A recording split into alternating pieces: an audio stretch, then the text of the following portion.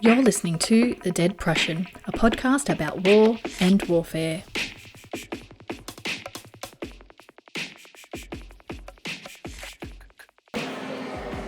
G'day listeners, it's your host Mick Cook here with Dr Huw Davies. He's a senior lecturer at the Defence Studies Department at King's College London.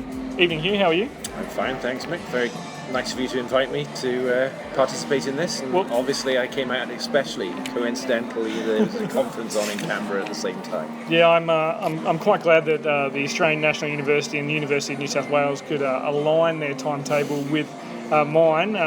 This will be a Waterloo moment for myself because we're talking about the Iron Duke tonight. And for those people who don't know who it was the Duke of Wellington, and he was in a small but very influential engagement called Waterloo. Now, Huw, you've written a couple of books on Wellington and studied Waterloo a bit. Can you tell us a little bit about that?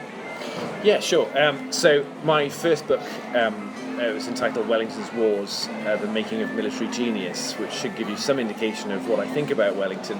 But really, it's a study of Wellington as a military commander from his very first campaigns in Holland, through his time in India, and then through the Peninsular Wars and culminating at Waterloo. And unlike other biographies of Wellington, which is sort of very positive about him, I really take quite a critical line to try and identify what his flaws were, how he overcame those flaws, how he developed new ideas and thinking about how to fight campaigns in an age of really quite important transformation in warfare, and how he went on to succeed, particularly during the Peninsular War.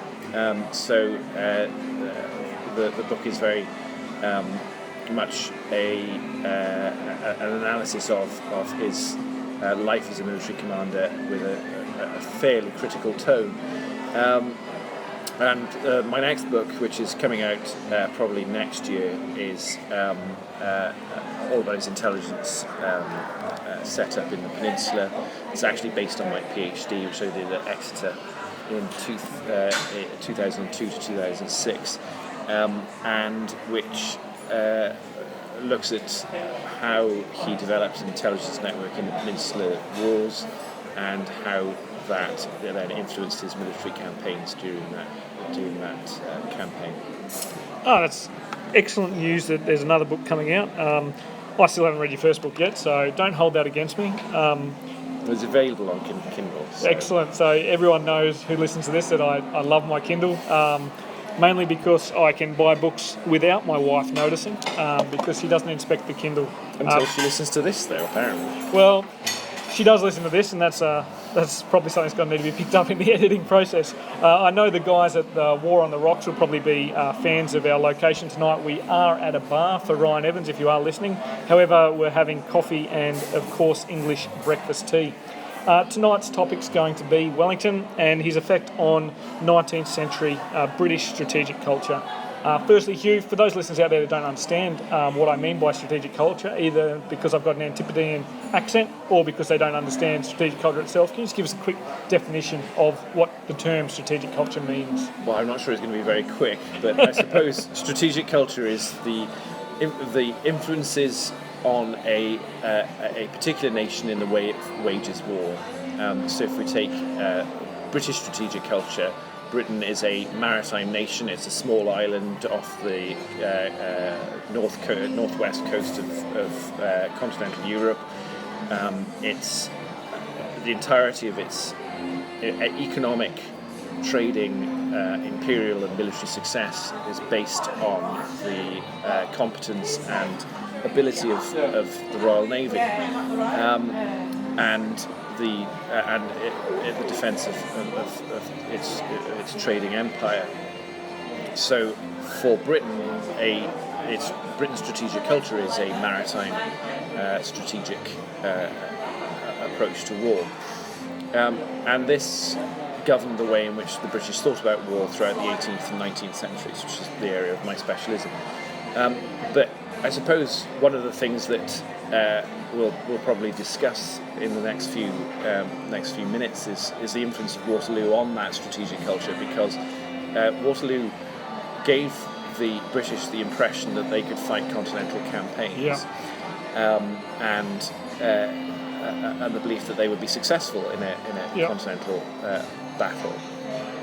And so this sort of really caused difficulty for British strategic thinking throughout the 19th century, and culminated, you could argue, it's a bit of a stretch, but you could argue, in an approach that was diametrically opposed to Britain's strategic culture at the beginning of the First World War. I mean, why deploy an expeditionary force to the Western Front when that doesn't necessarily fit within your main sort of national interests as a in terms of its strategic culture? Yeah, I mean, I suppose for those people that don't know too much about the culture and the British mindset in the 18th and the 19th centuries, I suppose, between Marlborough and Wellington, it was very much a naval power. Nelson was the influence, and Trafalgar was keen. I'd like to thank any pilots right now for giving some great atmosphere. But what we know of Britain at this time, right up until Waterloo, was that it was the Navy that was the preeminent force, and amongst some of the nations on the continent, the British expeditionary land force wasn't really considered something worth fearing. No. At the end of the War of the Spanish Succession, Marlborough's great victories, the British Army, the Redcoats, were considered to be a small, disciplined but highly effective and efficient professional force, and one that was capable of achieving great things in combination with another power. Yeah. It would never fight alone. Yeah. But as is common with great victory, success breeds stagnation, and in the wake of the War of the Spanish Succession, the British military thinking really declined, really stagnated, and you didn't really see any developments over the course of the first half of the 18th century. Yeah. And then other powers in Europe, particularly Prussia and France, really excelled in continental warfare. Yeah. So when Britain next met France on the battlefield in the War of the Austrian Succession in the 1740s, they achieved mixed results. Culminated in 1745 really with the Battle of Fontenoy, which is a huge disaster for British military arms. And this gave the impression then that the British were not capable of fighting on the continent anymore. And so Britain looked to its empire, the development of a blue water strategy, which allowed for the expansion of Britain's territories in North America and from the 1750s onwards in India. And so you get the army, still a small but effective force by the 1750s, at the end of the French and Indian War, the 7 Years' War in America, very, very highly effective in that campaign by 1758 and 1759, the capture of Quebec, for example. But it's very much a force that's been deployed there by the Navy. Yeah. And as Jackie Fisher commented in the early 20th century, the British Army is a projectile to be fired on the land by the Navy. By the Navy, yeah. And that's very much the approach that one would expect Britain's planners to take. And so that's how Britain thought of its army from the 1750s onwards. The failure of that strategy was evident in the 1770s and 1780s in the American Revolutionary War, and by then the sort of similar levels of stagnation had developed in the British Army, so that when the French Revolutionary War began in the 1790s, the British were totally incapable of achieving anything like success, and part of that is poor command on the battlefield, but it's also poor discipline on the part of the soldiers themselves. So, but the way in which they're used is still as a projectile fired into Low Countries to try and liberate them from French French occupation. An expeditionary mindset with a small professional force. Yeah. And for those listeners that aren't into Napoleonic Wars or the effects Napoleon had on continental warfare, but the levée en masse.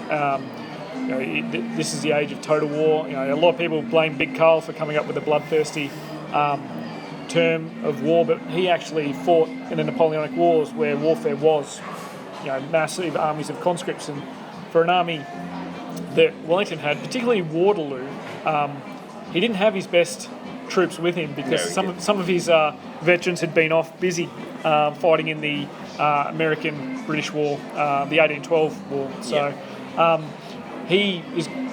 I won't give a direct quote here because I don't have the Iron Duke's words right in front of me, but he is known for suggesting that he fought without the best of his forces there, and he had rat bags, I think may be a suitable term, and scum of the earth, or at least of the UK at the time, fighting for him. And that, for him to have defeated Napoleon at Waterloo, that was a very, very key part of his message afterwards, was he didn't have the best army and the best soldiers when he met Napoleon. Would have been interesting if they had met in the Peninsula, but Napoleon only did about 2 months of campaigning there, and I think that was when Wellington was in England answering possible war crime charges. And That's a bit harsh. I wouldn't call it war crime. Right? Well, probably not war crime charges today, but he definitely, the way he established his the agreements in the early stages of Peninsular Wars. There's a number of sort of things you just said that are a little bit inflammatory. Well, not inflammatory. They're just a populist approach. It's the popular opinion of Wellington, which is not necessarily correct. First of all, Wellington, like any other human being, is full of contradiction. Yeah. So he calls the redcoats the scum of the earth, but that's like many quotes taken out of context. Yeah. It's the full quote, and he said it many times, is they're the scum of the earth, but what fine things we do with them, or what fine things we make of them. When he's walking in a park in Brussels before the Battle of Waterloo with the Duchess of Richmond, he sees a redcoat in the park, and he points and says, there, it's with that article that we'll do the business. So to then suggest after the battle that his army wasn't the best available it contradicts what he's saying before the battle, at least in private. Yeah. The other thing to bear in mind is actually in the Napoleonic Wars. This is the era of the Industrial Revolution. Yep. You've got the transformation of technological improvements in industry, which mean that the people, skilled labourers who would ordinarily have found work in mills and so forth, have lost their jobs, and the only recourse they've got is to join the army. Yeah. And that's why, these are literate, reasonably well educated for the time men. That's why we've got such good records of the Peninsular War, because so many of them kept diaries. Yeah. Because for the first time, a large portion of the soldiers, not just the officers, but the soldiers, are able to actually write down their thoughts and write home to family and friends, and also keep journals. So far from being sort of the criminal element of the army, actually a large portion of the army were unemployed labourers, unemployed skilled labourers, who were really, really much easier to train and much more willing to learn. And so part of that explains why Wellington was able to develop such a successful army in the Peninsular War. So the first myth is the scum of the earth quote. The second one is that the army was the scum of the earth. It was actually not the scum of the earth. And the third one is that the army itself in the Waterloo campaign was not very good. Yes, a large portion of the best veterans of the army were off in America, having run ashore at New Orleans, basically. But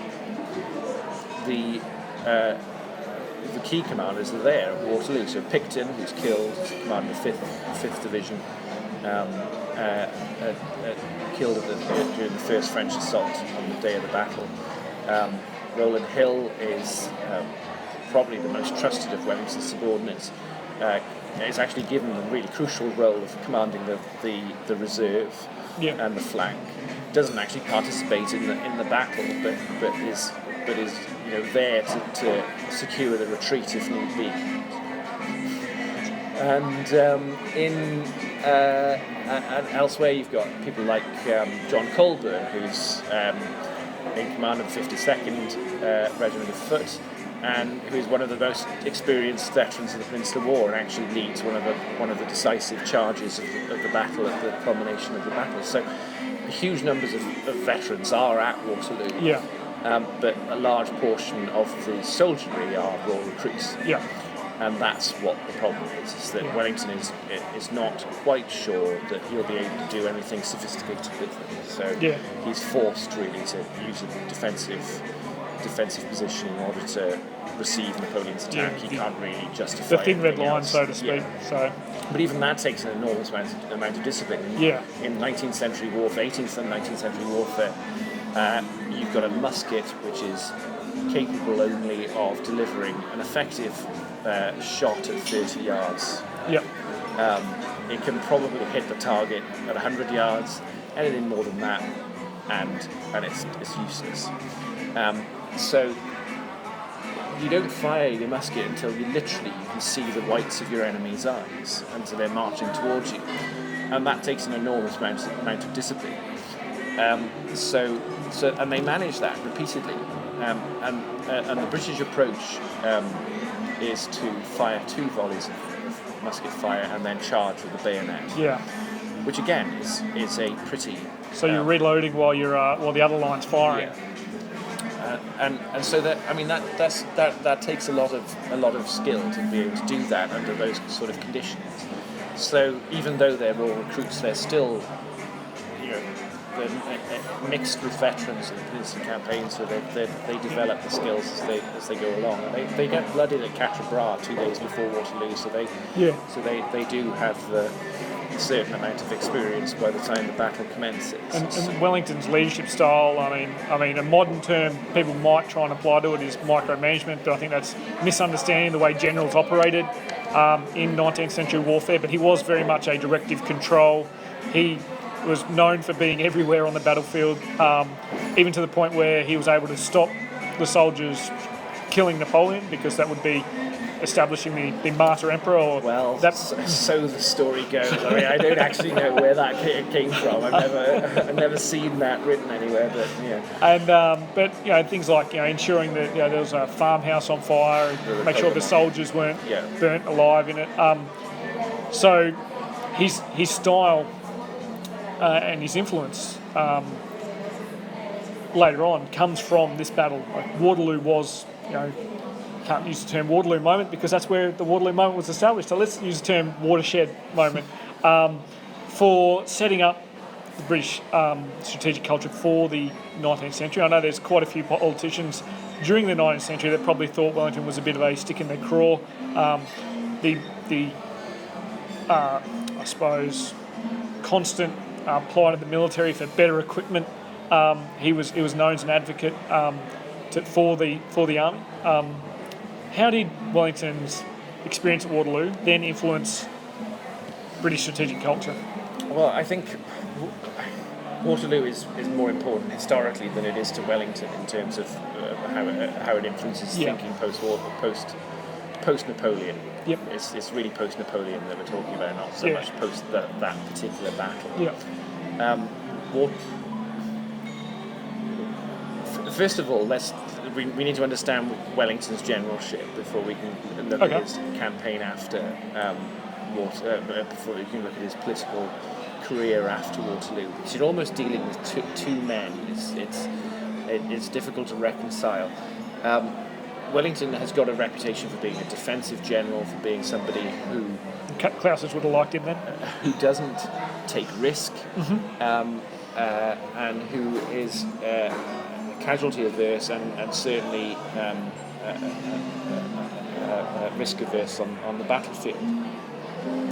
But when he arrives in the peninsula, he's got an army that has started to develop some of the aspects of a successful, the small successful professional force that Marlborough had. This army fought, it was part of an expeditionary force that fought in Egypt in 1801. Yep. It's been used elsewhere in 1806 at the Battle of Maida in Italy, less successfully in 1807 again in Egypt. So elements of it are very experienced, but other parts of it are not experienced at all. So he's not confident that he can use it effectively. So when using it in battle, he'll only use it defensively, because that's where he can impose that sort of control that you talked about. But when it comes to if you move from the tactical level and look at the operational level, and you look at how he plans his campaigns, in 1809 he arrives in April 1809, and he marches his army north from Lisbon to attack the French in Porto. Yeah. He outflanks several French defensive lines as he goes, and then he gets to the River Douro, south bank of the River Douro, and then accomplishes a surprise crossing of that using some port barges that the locals have supplied to him. He outflanks the French in the town, chases them out of the town, and actually is able to have the still warm breakfast of the French commander Marshal Soult. Yeah. That's not a defensive general. No. He then marches his army into the centre of Spain, fights the defensive battle of Talavera, but his lines of supply and communication are so overextended that the retreated army from Porto is able to attack south towards his lines of supply. So he's forced to retreat, but he's marched into the centre of Spain. That's not a defensive general. Yeah. In 1810 he falls back to the lines of Torres Vedras and a huge defensive campaign. A lot of Wellington's support from the Allies. Portuguese, they were happy to chase the French out of Portugal, but no further. And relying on the junta and the guerrillas in Spain, who were at odds with each other half the time that they were at odds with the French as well. So a lot has been pinned on what Wellington was doing for the Peninsula Campaign, where he was actually the only one of the Allies that was actually doing an aggressive campaign at the time. Indeed. And I use numerous examples, but Salamanca, for example, the battle there, which the whole battle comes about because he's in retreat, essentially, and he's fearful he's about to be outflanked by the French army commanded by Marshal Marmont. And Marmont makes a critical mistake. He overextends his line, gap forms, and Wellington decides to attack. And transforms his army from a retreating army into one that takes the opportunity to attack. Yeah. And there he delegates command quite effectively. Ned Pakenham, the commander of the 3rd Division, who launches the attack, he's given what we would call mission command. Yeah. So he does delegate, and he does offer the opportunity to trusted subordinates to do their own thing in the right circumstances. And then the big crescendo of the Peninsular War is the Vitoria campaign, where he marches his army from the Portuguese border to northeastern Spain. It's around about 450 miles, and he doesn't use the main road because that's where all the forts are, and that's where he's come a cropper the previous year. So he outflanks all of those using goat tracks. Yep. And I mean, it's an incredibly impressive feat of staff work, but essentially descends on the town of Vitoria and all but encircles of the combined French armies in Spain and defeats them virtually decisively. So Wellington is not a defensive general. He's got the reputation for being a defensive general. Being a defensive, unimaginative, because conservative. Of the Torres Vedras campaign, which is actually an incredibly audacious. I mean, he promises to defend Portugal by giving up all of Portugal apart from Lisbon. Yeah. And the next and Waterloo bestows this reputation for being a defensive general, and it's just not true. He's actually an innovative, agile wide-thinking commander who deploys his experience from India quite widely whilst he's fighting in Spain. So that's what Wellington is like as a military commander. It's completely opposite to what the sort of reputation is. Yeah. And I go so far as to say he's not particularly conservative in the way in which he fights. Yep. At least operationally, tactically perhaps. But after Waterloo, he becomes incredibly conservative. Yeah. Well, he doesn't become incredibly conservative. He already was incredibly conservative. Yeah. But his approach to the way in which he deals with the army seems very much that he fought the Peninsular War on a shoestring, and therefore, if you really want to, learn how to prepare and wage war under trying and difficult circumstances, then the best way to do that is to do it with a limited budget. Yeah. So he becomes anti-technological development. Yep. He doesn't foster any sort of innovation in terms of technology, and he doesn't foster innovative thinking in the army. So it's been known as the anti-intellectual. A little bit, but it's not just him. Yeah. Because once you've defeated the Master of War, Yeah.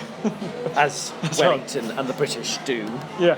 with the help of some Prussians, Just aptly timed at the right moment. A crazy old fool who fell off his horse. If you've done that, then you don't need to innovate anymore.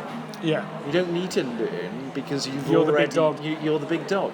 So military thinking in Britain in the early 19th century, and in France for that matter, stagnates quite significantly, and Russia as well. The only ones who innovate and reform are the Prussians. Yeah.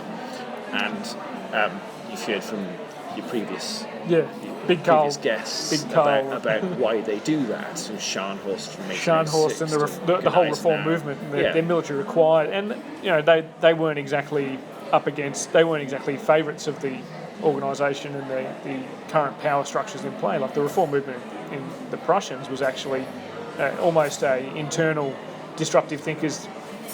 Insurgents group. And indeed they are to begin with, because it stems from the colossal defeat of Jena Auerstadt. And that's why it shows how victory might not have, if the Prussians were stronger against Napoleon and they actually were able to hold their own, they probably wouldn't have been able to get a successful reform movement through, because victory doesn't teach you the lesson you need to learn. Victory breeds stagnation. Decisive victory breeds stagnation, I would argue, and whereas defeat, humiliation, embarrassment and fear is what drives innovation and reform and the desire to get better. Yeah. And without that, it becomes very difficult to do it. I mean, the reason why Britain innovates in the mid-18th century is because of the catastrophic defeat at Fontenoy. Yeah. And there's equally catastrophic defeat of the Monongahela in 1755, where an army of about 1,700 British and American troops is all but wiped out, including George Washington, is all but wiped out by a group of Indians, about 300 to 700 French Indian troops, warriors who operated along irregular lines because they're fighting in the middle of the woods, whereas the British all line up in like sitting ducks, basically. And so those things perpetuate the desire to innovate, and so you get the development of light infantry and things like that, which the British used quite effectively in the 1750s and 1760s. But post-Waterloo, the British stop innovating. And in fact, all of the ideas and ways in which they'd learned lessons in the 18th century through sort of networks of knowledge transfer and stuff like that. So people who fought in India learned about fighting in India, then they would fight in Europe and they would apply those experiences, or people who fought in America would bring those experiences to much like Europe. Wellington learned in India, he cut his teeth in India. They transfer those ideas. But the British, because they're the top dog after Waterloo, are now fearful that their enemies or potential enemies in India and elsewhere are going to learn from them, so they shut down those networks. Yeah.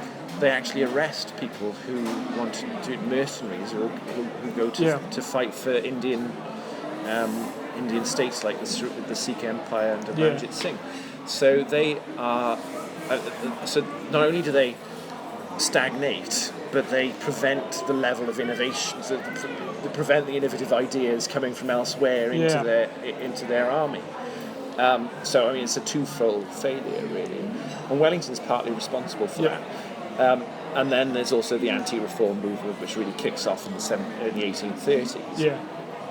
And I've actually been reading a lot about this over the last few days because of the research I've been doing in Sydney. That as Britain's colonies in New South Wales, in Cape Colony, in South Africa, and in Canada begin to want to desire more self-government. The instinctive reaction amongst the Conservatives in Britain is to try and stifle that. Yeah. And so that then leads them to shut down networks and stop these ideas from being transferred. So it's a sort of perpetuation of a number of different issues. Yeah, and this is the time when this is the largest empire the world pretty much has seen. There's no sun setting on it. It's beginning to want to govern itself, and the Russian or the Great Game's just starting to start up, and we get to the Crimean War, which is probably one of the most significant engagements for the British.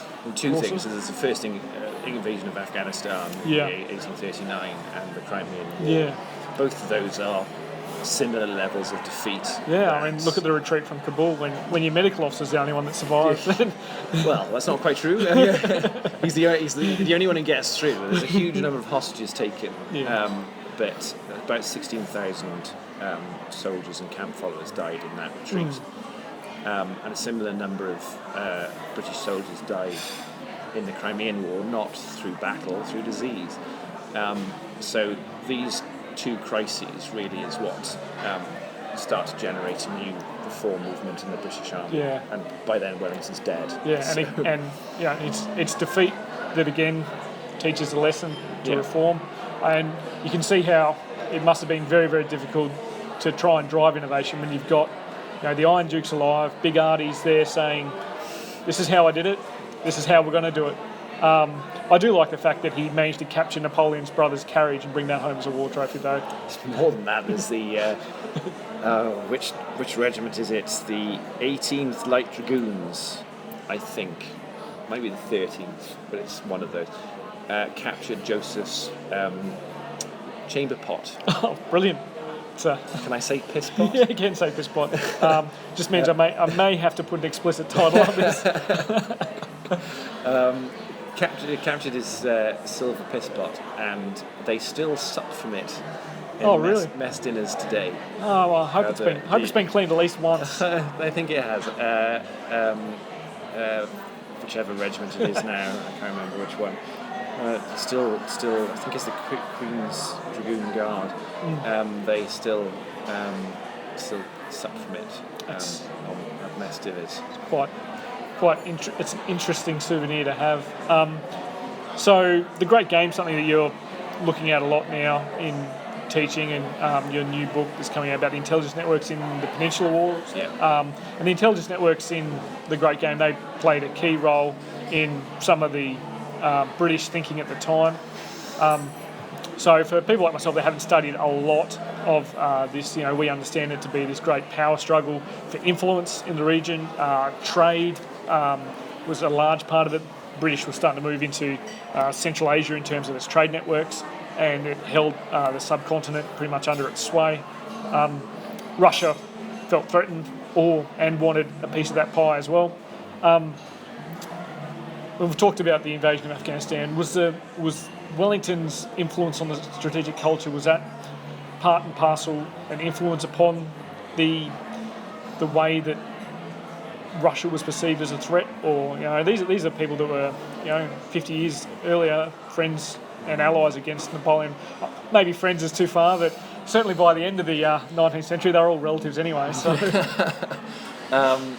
so that's quite a difficult one to answer because. Well, I know you're jet lagged, so I thought it would be a good question to ask. So there's Wellington was sceptical about the plan to invade Afghanistan. Yeah. He didn't think it was a good idea. I think he probably understood that. I mean, Afghanistan is about as far away from the sea as you can get. Yeah. It's not a good idea to send your army as far away from the sea as that, where it's not necessarily in its prime location for resupply or reinforcement, particularly once it's beyond the Khyber Pass. So he was sceptical of it, but the way in which, I suppose the influence on British strategic culture entirely post-war, less about Wellington, more about just the way in which they think. So it's less about Wellington, it's more about just the way in which the British government, the British army, the whole establishment looks at Britain in the post-Waterloo years, that it's to do with, that it's capable of fighting these grand continental campaigns. The theatre of operations turns out to be Central Asia. Yeah. Because Russia is expansionist and is at least perceived to be expansionist. Yeah. And there's all sorts of reasons why the British are fearful that the Russians are going to invade. They've got intelligence networks in modern-day Georgia and Ukraine and Kazakhstan, Turkmenistan, Uzbekistan. All of these places that are pointing to a genuine effort by the Russians to put money into establishing a waterway access right through the Caspian down to the Black Sea. Yeah. And which was not only a good economic choice by Russia, but a very smart strategic choice. Yeah. They can do resupply. If they can get to the Caspian, and theoretically they bypass a huge swathe of the sort of terrain obstacles that prevent even developing deep water rivers to take larger vessels. And so that they get this information through, and they start genuinely believing that the Russians are planning to come south to India, and that if not India, then they'll destabilise Afghanistan in such a way that will mean that Britain gets distracted in India, and then that frees up Europe. So the only way to prevent that is to, so the argument goes, to march north, occupy Afghanistan first, install a puppet ruler that will do your bidding. Yeah. I can't imagine ever doing this now. Yeah. I mean, it's an absurd idea, don't you think? And then clear off, and you've got your own sort of client state in Afghanistan. Yeah. And tried and tested model. And they do this in 1839, and they don't clear off. First of all, an insurgency breaks out, and a small scale insurgency. The leader that they depose escapes and sort of rally support, and there's all sorts of things going on. And eventually, they capture him, but the insurgency grows, and through a sort of combination of intelligence failure and cognitive dissonance and failure to understand what's going on, the British are caught in Kabul in November 1841, and by January 1842 are in a position where they can't, an indefensible position, and told that they have to get out through the winter, and that then causes this retreat. So that's the sort of view from London. Yeah. But the view from Calcutta and elsewhere in India is completely different. Yeah. Russia is an excuse to get more force into India, because what you want in India is a bigger army, and the Governor General can control you've got more options. The old Iron Duke's brother was the Governor General of India for a short period of time. Well, not short, and probably the most decisive moment in British history in India. It was the Wellesley Governor Generalship between 1798 and 1805 transformed India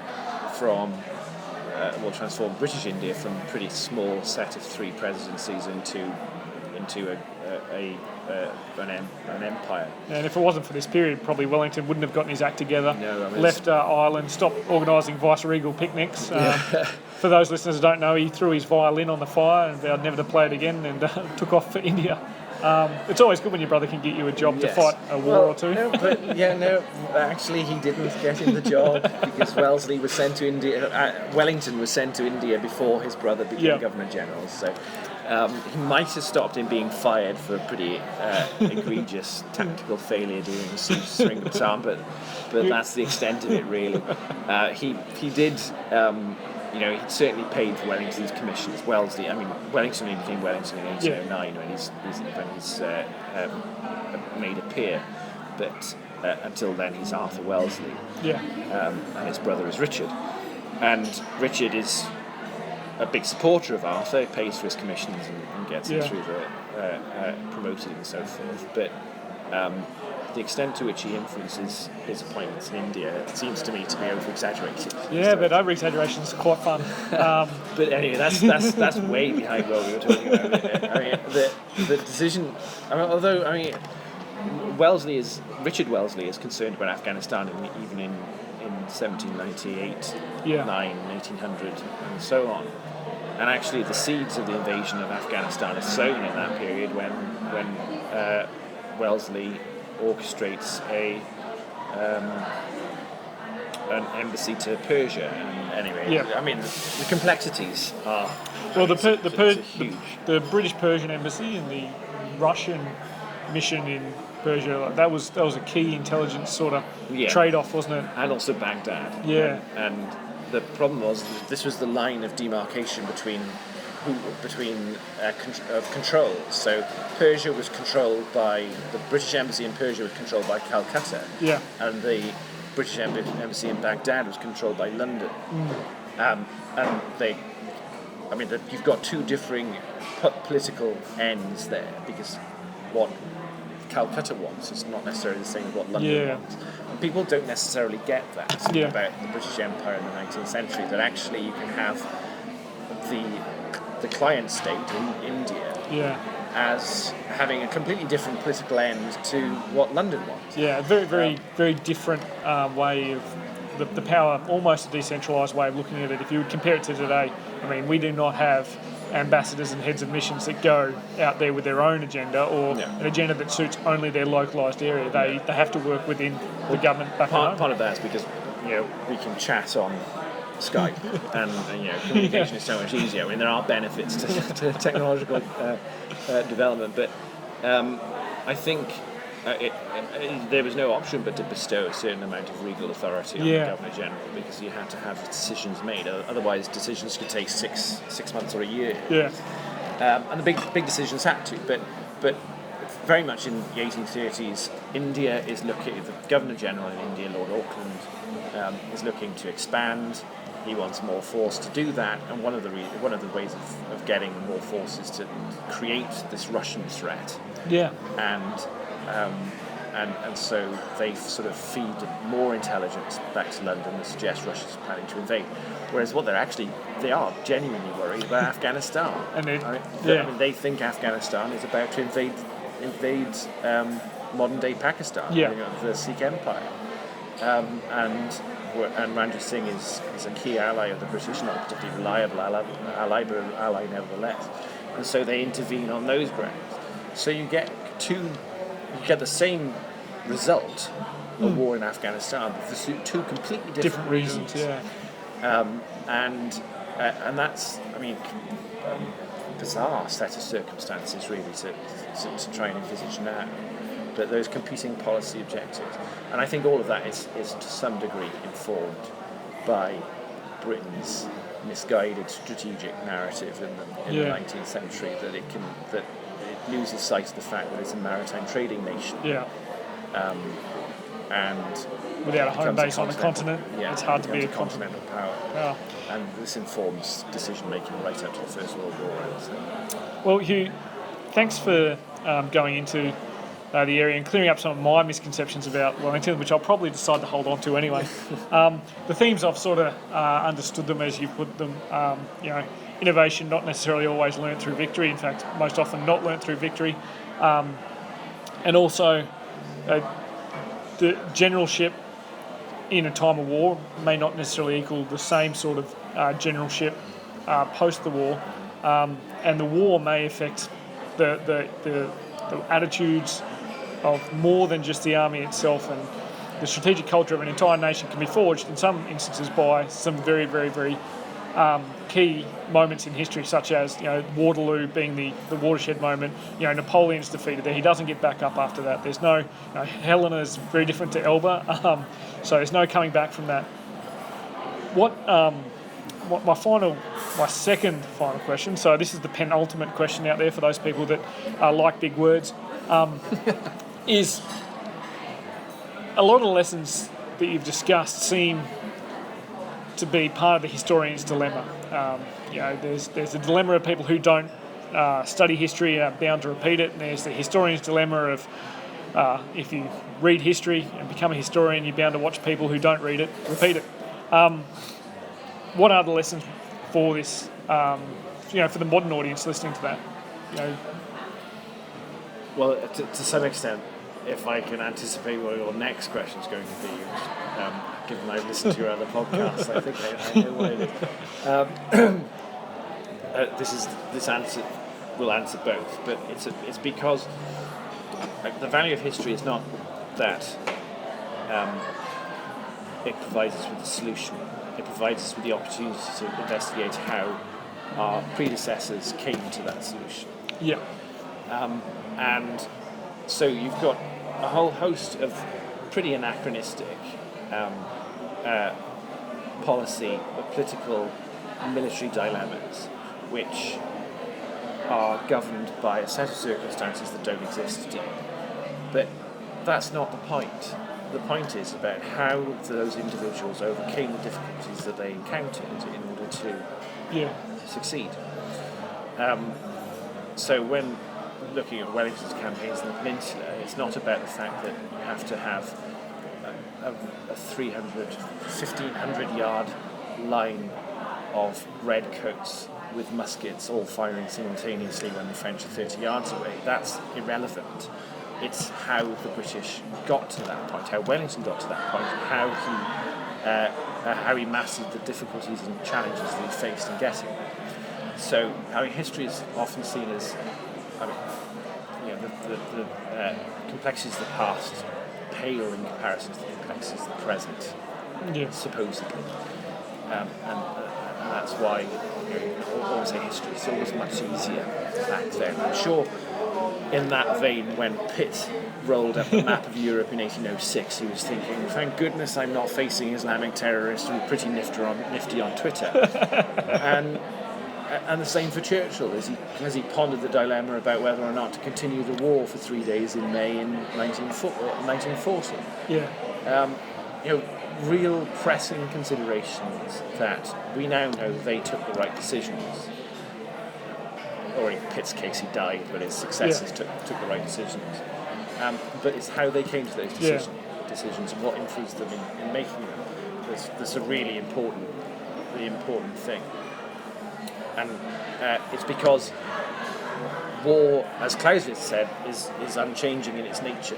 Yeah. The character of war changes, but the nature doesn't. The nature there's a lot of people out there arguing about the changing nature of war with technology, but irrelevant. I mean, Alexander used combined arms, our technology now it provides us with all sorts of opportunities in terms of what UAVs can give us 24-hour surveillance, pattern of life intelligence that gives us all sorts of things that we couldn't possibly have comprehended even 10 years ago. But it doesn't transform the fact that the person making the decision still has a human brain, and that's what counts. Yeah, well, Big Carl did say war is an act of human intercourse, which is human nature. Human nature is unchanging, therefore war is unchanging in its nature. So you preceded the next question quite well, but I'm still going to ask it. So we're throwing a few war isms out there. So last week's podcast, Carrie Morgan came up with an absolutely brilliant war is, and I'm going to put that up on the website soon. I promised Carrie I'd do it. It was very, very good in terms of encapsulating community. I need from you, Huw, a sentence starting with war is, and the rest's up to you. War is about people, not stuff. Excellent. That is a fresh one. It's always good not to have the regurgitation of Big Carl. No offence to those people that come on here and do that, because Big Carl's definitions do fit within 140 characters, but yours will also fit within 140 characters, so our tweeps will be happy with that. I should point out it's basically the same thing, isn't it? I mean, war is the continuation of policy by other means. Who are the people who make policy? Humans. Yeah. War is about people, not stuff, not technology. And I should footnote, reference that's not actually mine. Stolen. We have a stolen definition here, ladies and gentlemen. I referenced my good friend and colleague, General Andrew Sharp, who first came up with that. Well, I first heard it a couple of years ago on a Peninsula War staff ride, and it just, for me, completely resonates with the whole value of history. Going to what I was saying a few minutes ago, that it's not about the musket, it's not about your Gatling gun, it's not about whether or not the ship you have is powered by wind or by nuclear technology. It's about the minds of the people who are bringing those weapons to bear, and the difficulties that they face in getting those difficulties. It's getting those weapons in and getting themselves into a position where they can use them and use them effectively. It's excellent. In terms of my own perspective, everyone knows that I'm a big fan of the human aspects of war. It's one of the main drivers behind this podcast, to highlight to people that we look to Big Carl for his definitions. It's not quite as dry and clear-cut as people offer, but it is a fact that war will always be about humans, because if humans are not involved in war, there probably won't be a need to go to war. And I also doubt that we'll see that anytime soon. Huw, thanks very much for coming on the show. It's been great. I encourage everyone to check out Amazon. They do not sponsor me. I'll reiterate that, but Amazon Kindle's where I buy my books, and I explained my reasons for that earlier. I'm not going to explain them again, just in case I forget to cut the bit out about how many books I buy. Hugh's also here in Australia attending a conference and presenting on the study of history and how studying history can influence military thinkers and commanders. So thanks very much. A lot of what we've talked about today will be in my paper tomorrow. In fact, hopefully tonight's actually given you a nice primer. I know that you've been travelling quite a bit, and I do appreciate you coming on. I tried to play on your jet lag as best as possible, but you caught me out on all my Wellington lies. But it's always good to see that these stalwarts of history are as much a contradiction in terms of their humanness as the rest of us, and that's good to see. I'll see you later if we've got any hashtag Iron Duke questions. We didn't have any before we started the interview, so if you have thrown a question up there, I do apologise, but we may get to them on Twitter. Huw will load his Twitter up, and we'll see. It's a resounding failure. Yeah.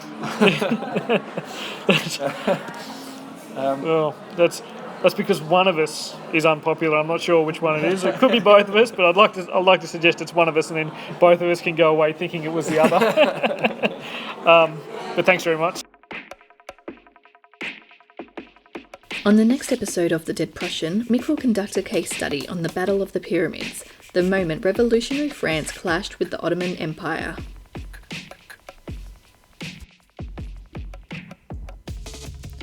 Join the conversation with us on Twitter at Dead Prussian Pod, on Facebook at The Dead Prussian page, or on our website www.thedeadprussian.com.